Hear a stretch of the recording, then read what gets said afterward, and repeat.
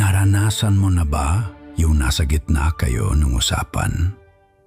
Hindi naman kayo nag-aaway, wala namang sigawan. Pero habang tumatagal, parang may unti-unting nauubos sa'yo. Nagsasalita ka, nag-e-explain ka, sinusubukan mong linawin yung ideya mo. At sa isip mo, ayos to, naiintindihan nila ako.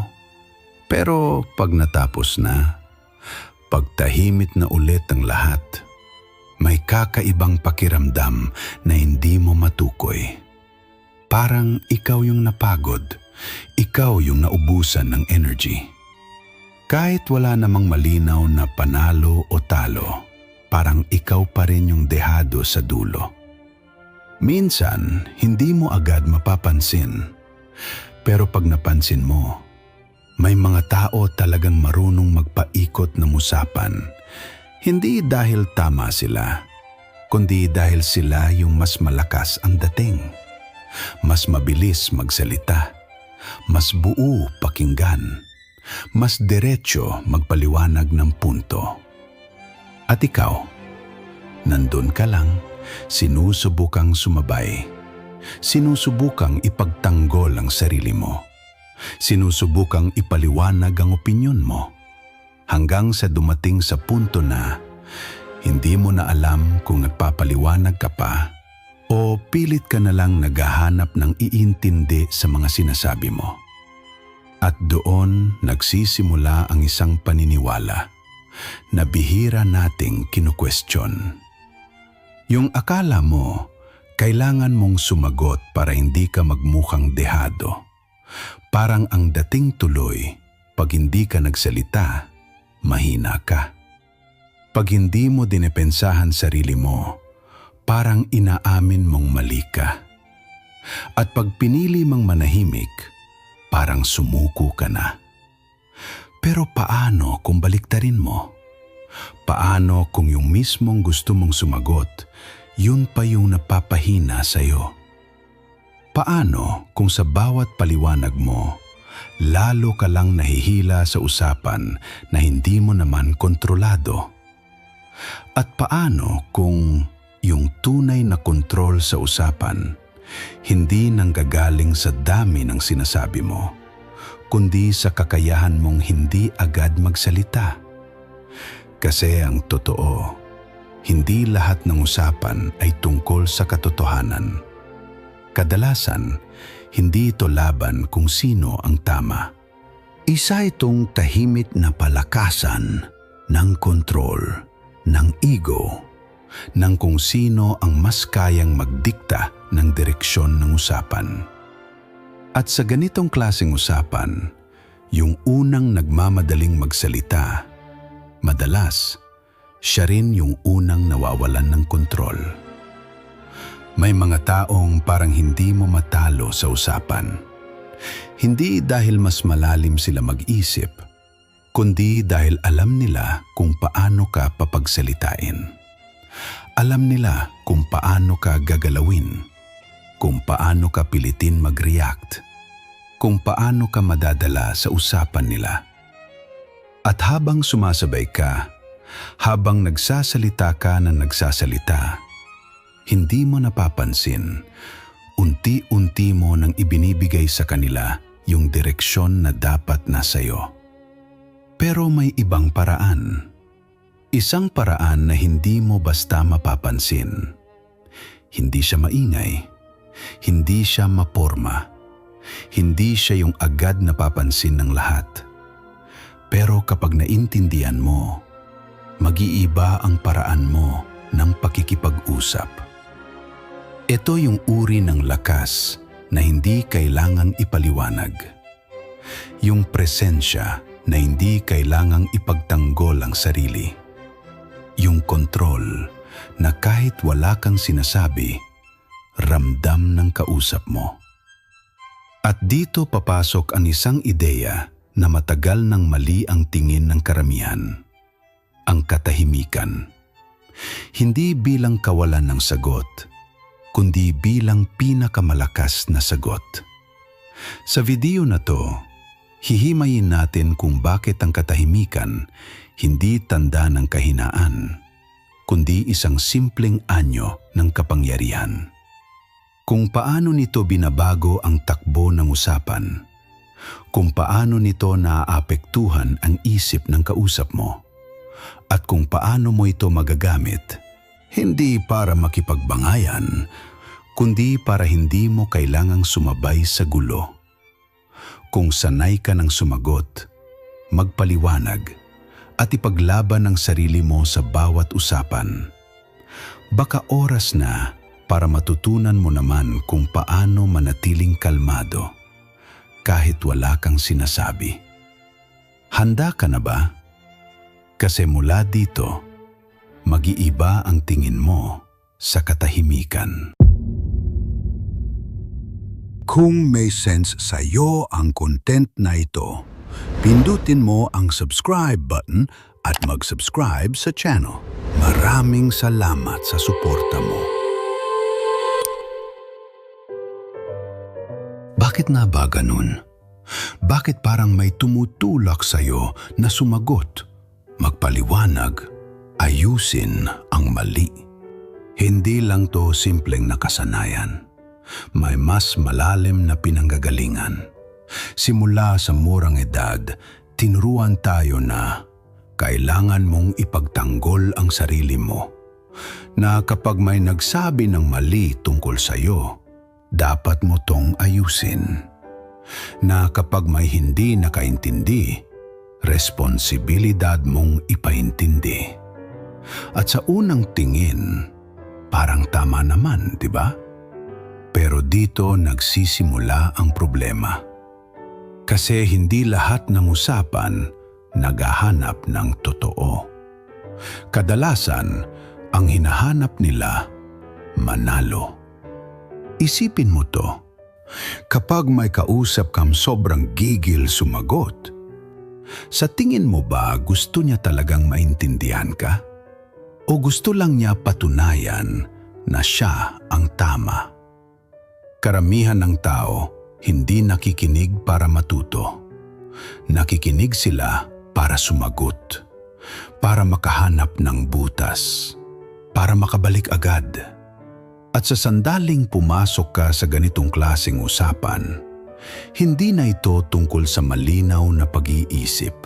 Isa na itong banggaan ng ego.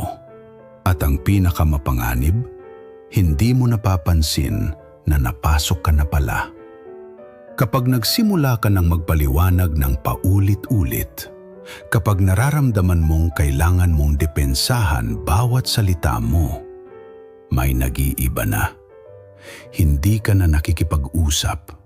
Parang napupunta na sa alitan. At sa ganitong sitwasyon, may isang tahimik na rule na bihirang sabihin. Yung unang nangangailangan ng pagpayag ng iba, siya yung unang nawawalan ng kontrol. Kapag kailangan mong kumbinsihin ang ibang tao, ibig sabihin, hawak nila ang sukatan. Sila ang nagtatakda kung tama ka o hindi. At ikaw ang nagpapaliwanag. At kahit gaano pa kaganda ang punto mo, ikaw pa rin yung umaangkop sa kanila. Dito pumapasok ang isang ideya na bihira mong marinig. Hindi lahat ng argumento kailangang sagutin. Kasi sa totoo lang, yung simpleng pagpasok mo sa maling usapan, dun pa lang dehado ka na. May mga usapan na parang kumunoy. Habang mas pinipilit mong kumawala, lalo ka lang lumulubog. At ang instinct mo, mas magsalita, mas kumalaw, mas magpaliwanag. Pero yun mismo ang nagpapabigat sa sitwasyon. Ngayon, isipin mo naman yung kabaligtaran. Paano kung hindi ka sumagot? Paano kung hindi mo pinatulan? Paano kung hindi mo binigay yung reaction na hinihintay nila? Biglang nag-iiba ang galaw. Yung dating hawak nilang daloy, nawawala. Yung inaasahan nilang sagot, hindi dumarating. At dun sila nagsisimulang malito. Kasi ang totoo, maraming tao umaasa sa reaksyon mo. Dun sila kumukuha ng susunod na galaw. Dun nila binubuo ang susunod nilang sasabihin. Kapag wala yon, parang may nawawala sa hawak nila. At dito mo unti-unting makikita na hindi pala lahat ng laban dapat pinapasukan. May mga laban na mas napapanalo mo kapag hindi ka sumasali. Hindi ito tungkol sa pagiging mahina. Hindi ito tungkol sa pag-iwas. Ito ay tungkol sa pag-intindi kung anong klaseng usapan ang nasa harap mo at kung dapat mo ba talaga itong patulan. Kasi ang tunay na lakas, hindi yung kaya mong sumagot sa lahat, kundi yung kaya mong piliin kung alin ang hindi mo papatulan. At minsan, yung pinakamalakas na galaw na pwede mong gawin ay wala. Sa susunod na bahagi, lalalim pa tayo. Kasi hindi lang to tungkol sa hindi pagsagot. May nangyayari sa isip ng kausap mo kapag pinili mong manahimik. At doon nagiging mas mabigat ang katahimikan.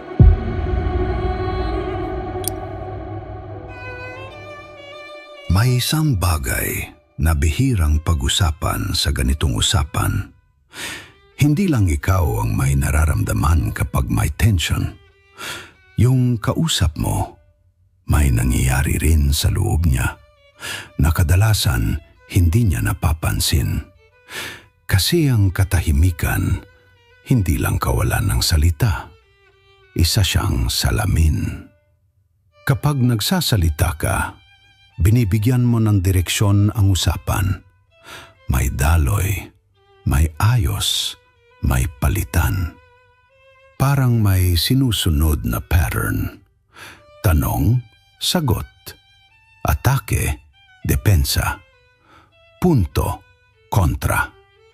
Pero kapag bigla kang nanahimik, parang may nawawala. Biglang napuputol ang galaw. At doon, nagsisimula ang kakaibang pakiramdam. Kasi ang isip ng tao, hindi sanay sa walang sagot. Hindi siya komportable sa walang nangyayari.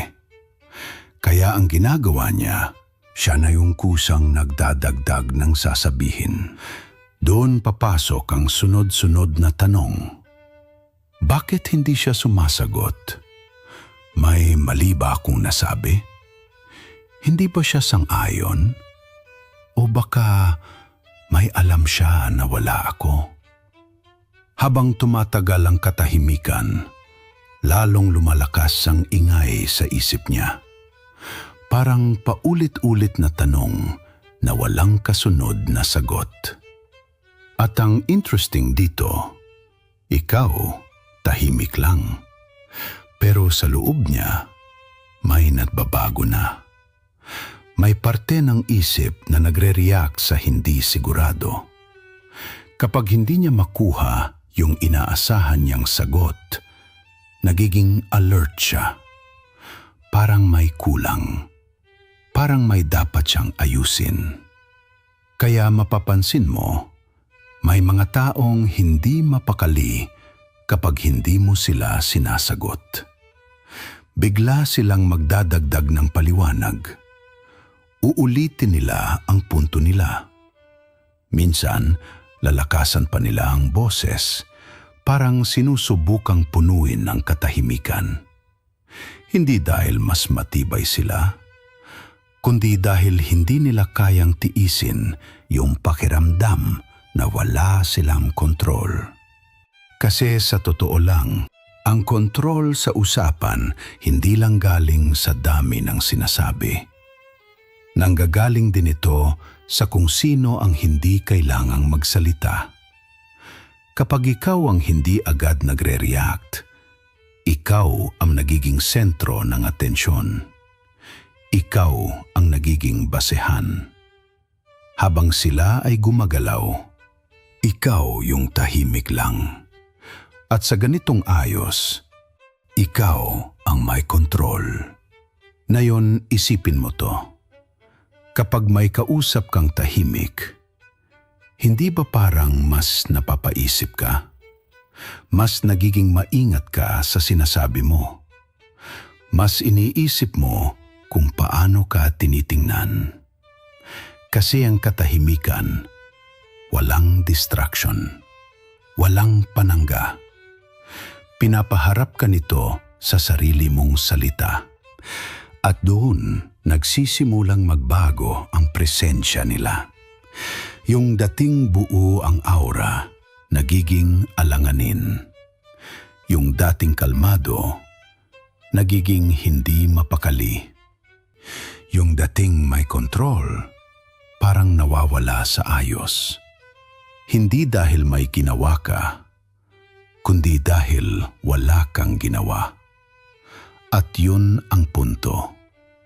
Hindi mo kailangang sagutin lahat. Hindi mo kailangang tapatan bawat salita. Minsan, kailangan mo lang hayaang magsalita sila hanggang sa sila mismo ang magpakita ng lahat. Kasi habang mas marami silang sinasabi, mas marami silang nasasabi na hindi nila napapansin. Mas nagiging malinaw kung saan sila nanggagaling. At ikaw, nakikinig ka lang. Pero hindi para sumagot, kundi para mas maintindihan. At doon, nag-iiba ang galaw. Kasi sa puntong yon, hindi ka nakasali sa gulo. Tagamasid ka na. At ang tagamasid, laging may kalamangan. Pero may isa pang layer. Kapag hindi ka nila mabasa, kapag wala silang makuhang reaksyon sa iyo, nagiging hindi ka nila mahulaan. At ang hindi mahulaan, nakakapagbigay ng pressure. Hindi nila alam kung ano ang iniisip mo.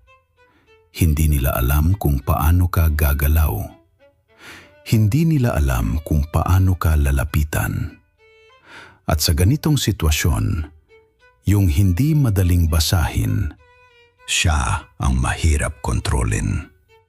Kaya habang sila ay nagiging pabigla-bigla, ikaw naman, mas nagiging maayos ang tindig.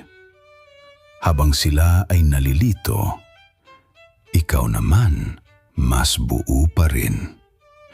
At dito mo mapapansin, ang katahimikan mo, hindi lang simpleng hindi pagsasalita. Isa na siyang presensya. Isang bigat na hindi mo kailangang ipaliwanag, pero ramdam ng kausap mo.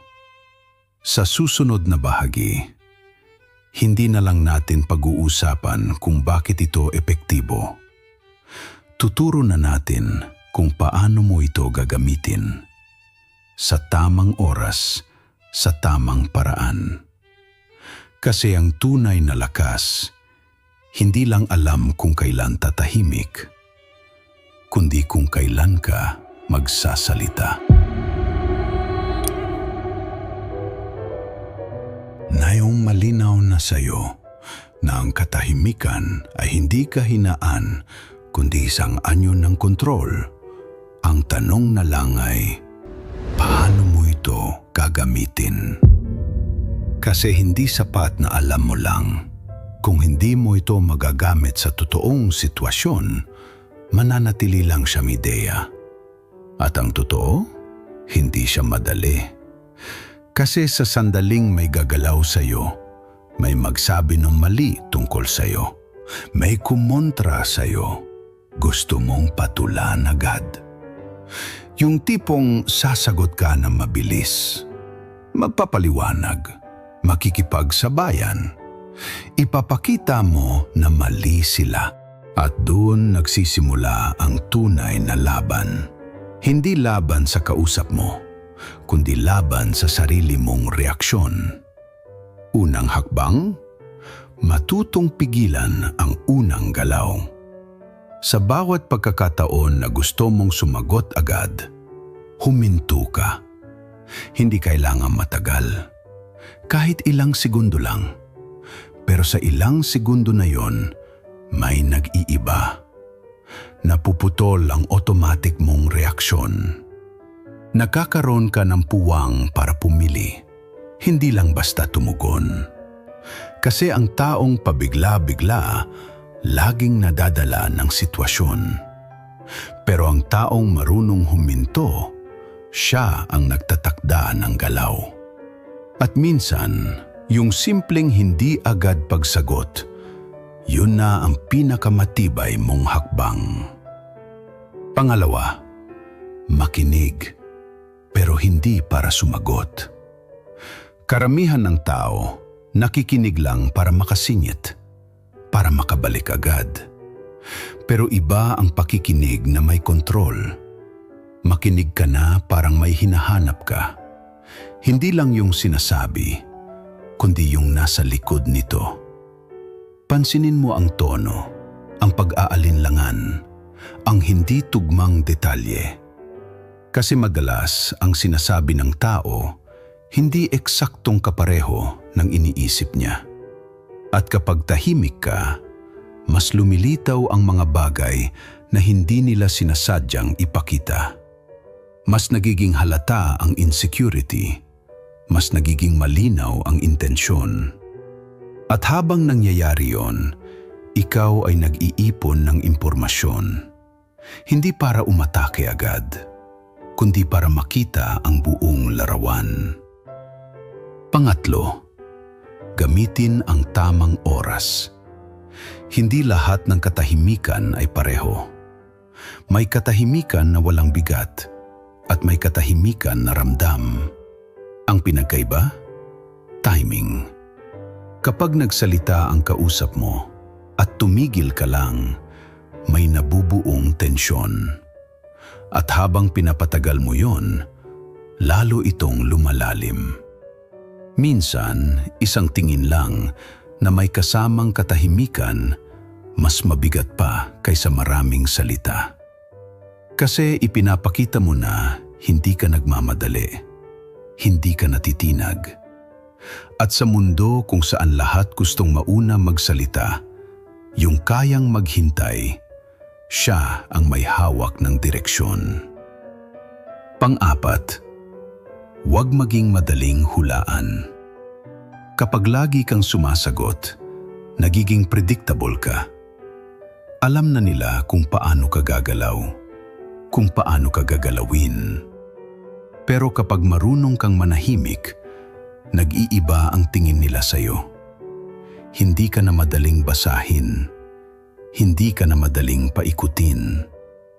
At kapag hindi ka nila mahulaan, nagiging maingat sila. Sila ang nag-a-adjust, hindi ikaw. At doon pa lang, nagbabago na ang takbo. Pero tandaan mo to. Ang katahimikan na pinag-uusapan natin, hindi ito simpleng pananahimik. Hindi ito takot. Hindi ito pag-urong. Ito ay piniling hindi magsalita.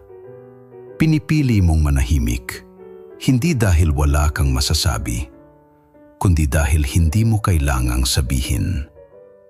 At kapag dumating ang tamang sandali, pwede kang magsalita. Isang linya lang, isang malinaw na punto, isang pahayag na sapat para tapusin ang usapan. Hindi dahil mas malakas ka, kundi dahil mas eksakto ka. At kapag nagawa mo to, mapapansin mo, hindi ka na madaling hilahin sa gulo. Hindi ka na madaling maubos sa usapan. Kasi hindi mo na kailangang patunayan ang sarili mo sa bawat pagkakataon. Sa susunod na bahagi, may kailangan tayong linawin. Kasi hindi lahat ng katahimikan ay lakas. May katahimikan na unti-unting nagpapahina. At kung hindi mo ito makikilala, Baka akala mo hawak mo ang sitwasyon, pero ikaw pala ang nadadala. Kailangan nating maging tapat. Hindi lahat ng katahimikan ay lakas. May katahimikan na hindi nagbibigay ng kontrol, kundi unti-unting kumukuha nito sa iyo. Ito yung katahimikan na hindi mo pinili, kundi napilitan ka lang. Yung nanahimik ka, hindi dahil buo ka sa loob, kundi dahil ayaw mo ng gulo. Ayaw mo ng banggaan. Ayaw mo ng bigat. At sa umpisa, parang may sense naman. Hayaan na lang. Hindi naman mahalaga. Ayoko lang ng issue. Pero habang inuulit mo to, may nangyayari sa ilalim. Unti-unti mong binibigay yung energy mo. Yung mga bagay na dapat sinasabi mo, hindi mo na sinasabi. Yung mga hangganan mo, hindi mo na pinoprotektahan. Yung mga sitwasyon na dapat inaayos, pinapalampas mo na lang. At hindi mo napapansin, may mga taong natututo. Natututo sila na hindi ka sasagot, na hindi ka lalaban, na kahit anong gawin nila, mananahimik ka lang. At doon nagsisimula ang tunay na problema. Kasi habang iniisip mo na pinipili mo ang tahimik na sitwasyon, may ibang taong kumukuha ng pwesto mo. Sila ang umaabante. Sila ang nagtatakda ng galaw. Sila ang kumukuha ng lugar na para sa iyo. At ikaw, naiiwan ka, tahimik. Ito yung klase ng katahimikan na mapanganib. Hindi dahil mabigat ito, kundi dahil pinapaniwala ka nito na ayos lang ang lahat, kahit hindi na. Ito yung katahimikan na unti-unting nagiging pagpayag. Hindi siya halata agad. Walang biglang pagbabago. Walang eksenang mararamdaman mo kaagad. Pero sa bawat pagkakataon na pinili mong manahimik kahit alam mong may mali, may maliit na bahagi sa iyo ang nababawasan. At habang tumatagal, mas nagiging mahirap magsalita. Mas nagiging mahirap tumayo. Mas nagiging mahirap ibalik yung sariling mong boses. Kasi nasanay ka na. Nasanay ka na na hindi ka pinapakinggan. Nasanay ka na na hindi ka inuuna. Nasanay ka na na mas madaling manahimik kaysa magsalita para sa sarili mo. At ito ang pinakamapanganib na punto. Kapag hindi mo na alam kung kailan ka dapat magsalita at kailan ka dapat manahimik. Kasi tandaan mo to, yung katahimikan na pinag-usapan natin kanina, katahimikan na may direksyon, pinili, may kontrol. Pero ito ay katahimikan na nawawala ang kontrol mo. At magkaibang-magkaiba yun. Kaya kailangan mong matutunan ang isang bagay na bihirang ituro. Hindi lang kung paano manahimik, kundi kung kailan ka hindi dapat manahimik. Kasi may mga sitwasyon na ang katahimikan hindi na maingat na galaw, kundi pagpayag. Pagpayag na maliiting ka. Pagpayag na baliwalain ka. Pagpayag na controlling ka. At kapag hinayaan mong mangyari to, kahit gaano ka pa kagaling manahimik, hindi ka magiging matatag. Magiging tahimik ka lang. At magkaiba yon. Ang tunay na lakas, hindi lang nasa kakayahan mong hindi sumagot. Nasa kakayahan mo rin na magsalita kapag kinakailangan. Hindi para makipagbanggaan. Hindi para patunayan na ikaw ang tama, kundi para ipakita na may hangganan ka, na may espasyo ka na hindi basta kinukuha, na may sarili kang boses at kaya mo itong gamitin kapag kailangan. Kasi ang tunay na mastery, hindi lang katahimikan.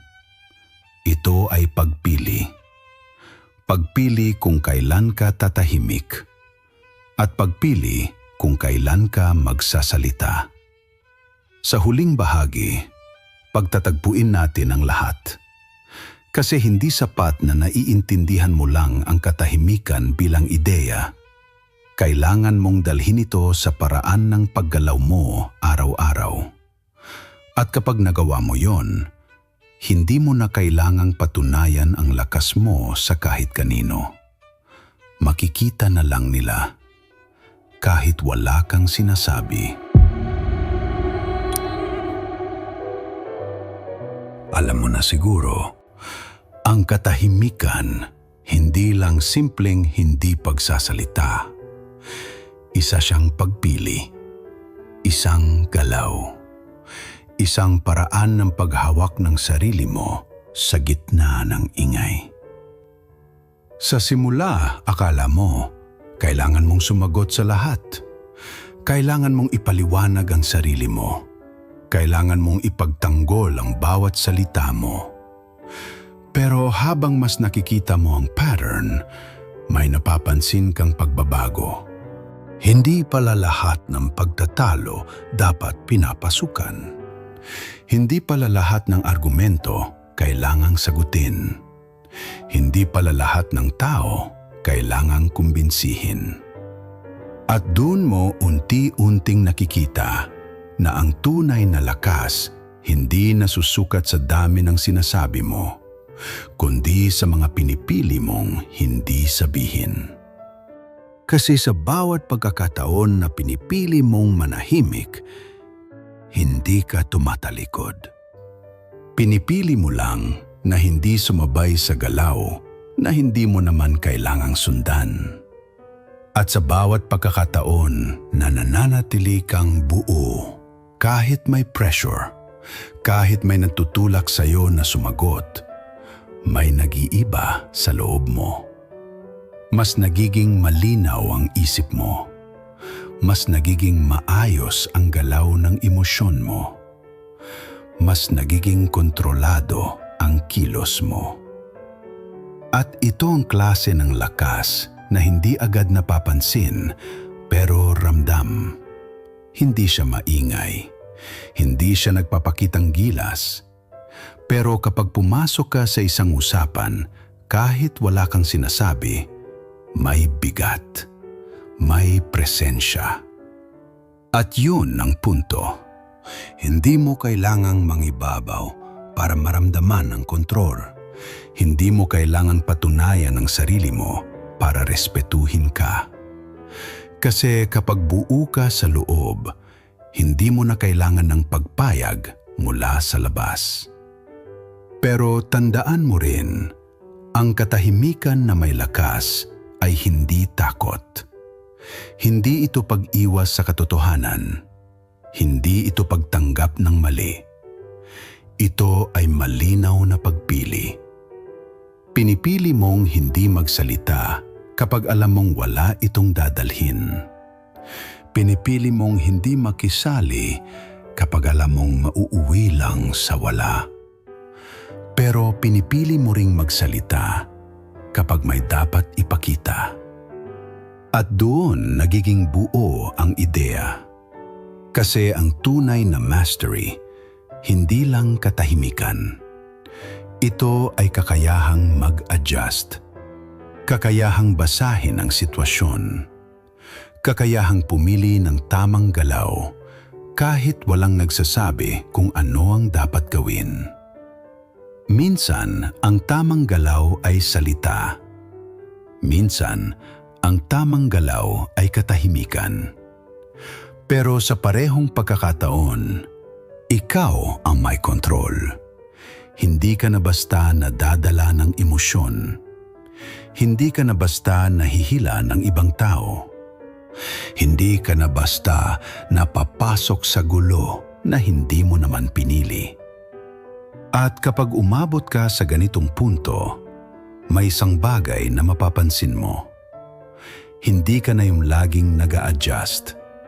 Hindi ka na yung laging nagpapaliwanag. Hindi ka na yung laging naghahanap ng pag-intindi. Ikaw na yung taong, kahit tahimik, hindi basta-basta binabaliwala. Hindi dahil may pinapatunayan ka, kundi dahil malinaw sa'yo kung sino ka.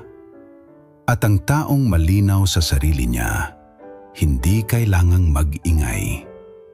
Kasi ang presensya niya pa lang, sapat na. At dito nagtatapos ang ideyang ito.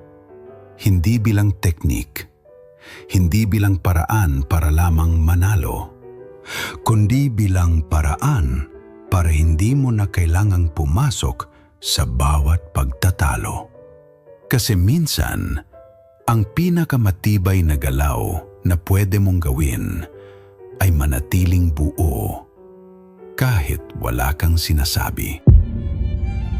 Isang tanong na lang ang natitira. Sa mga susunod mong usapan, mananatili ka bang padalos-dalos o pipiliin mong manahimik na may hawak sa sarili mo? Kung umabot ka dito, ibig sabihin may bahagi sa iyo na handa ng magbago. Hindi na para patunayan ang sarili mo, kundi para mas maintindihan ito. Kung gusto mong dalhin to sa totoong buhay mo, simulan mo sa simple. Sa susunod na pagkakataon na gusto mong sumagot agad, huminto ka, manahimik ka, kahit saglit lang. At pansinin mo kung ano ang mangyayari, hindi lang sa kausap mo, kundi sa loob mo. Doon mo makikita kung gaano kalakas ang isang bagay na dati mong minamaliit. Kung may nakuha ka dito, i-type mo sa comments, pinipili ko ang katahimikan na may kontrol. At kung gusto mo pang palalimin to, yung susunod na video ang susunod mong hakbang. Hindi para sa akin, kundi para sa bersyon mo na hindi na kailangang mag-ingay para marinig.